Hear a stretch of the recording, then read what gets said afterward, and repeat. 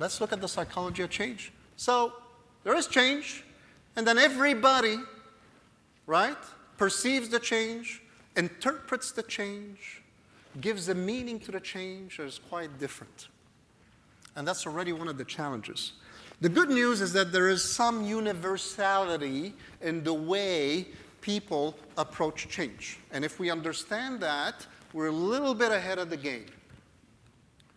So, that's an iceberg. We have a lot of these in Montreal. No, we don't have a lot of these in Montreal. Maybe by Newfoundland or... So change basically is, and this is based, by the way, another model I've been certified with, William Bridges. You know William Bridges? Yay, all right, love William Bridges. The late William Bridges, by the way, because he passed, I think, 2 or 3 years ago, from what I know. He just brought up a model that's very simple to understand and very simple to apply. So here we talk about change is the visible part of the iceberg, is what you see. It's a discrete event. When I left corporate world in 2012, January 2012, I can put it on a calendar. I know that that's where the change began to happen for me, and it happened right there, okay, at around 6 o'clock, that was my last day.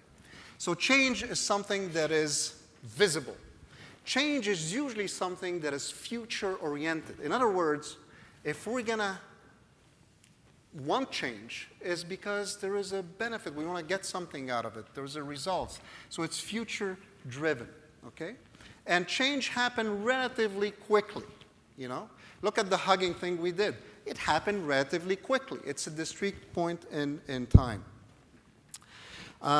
Transition, on the other hand, is the psychological reorientation that we go through when we're dealing with the change. And it's what you don't see. This is under the water level. A lot of you right now may be going through a lot of change in their lives. Right now, as we're speaking, there is no way for me to know where you're at in your transition about that change just by looking at you. Right? Change is fast. Transition is slow. Very slow. You know how slow? I left the corporate world January 2012. We're in May, right? May 2016. I've got to tell you, 2016 for me is just the beginning where I began to feel comfortable in this new role of being, trainer, a coach, a psychologist, and all that. It took me 4 years. The change happened in an hour. It took me 4 years. So the change is not the issue. Transition is the issue, okay? And it's slow. And transition is all about the here and the now, okay? It's how you feel at the moment. And so some people say, well, if the change is positive, then transition is easy. Yeah, it could be easier. So think of yourself. You live in a small apartment or a small house, and then one day you have the money and you say, I'm going to buy now, I'm going to move into a bigger house. What a positive change. But I bet you that somewhere in there, you're still thinking about your old house and the cute little backyard you had and all the memories you had with the kids or the girlfriend or the boyfriend. I don't know what it is, right? So that's the transition. So change is often about gain. So when an organization launches a change initiative, is to do what? Cost benefit, increase sales, improve the consumer experience. There's a gain.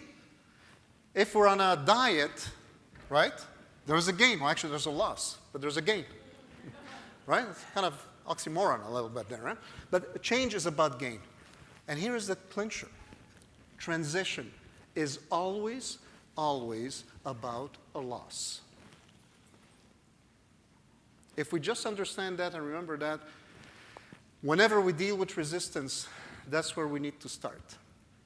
What are you losing? Or what do you think you're losing? So when I left the corporate world, I lost status, lots of money, okay? Title, team, support. Lots of losses happened there.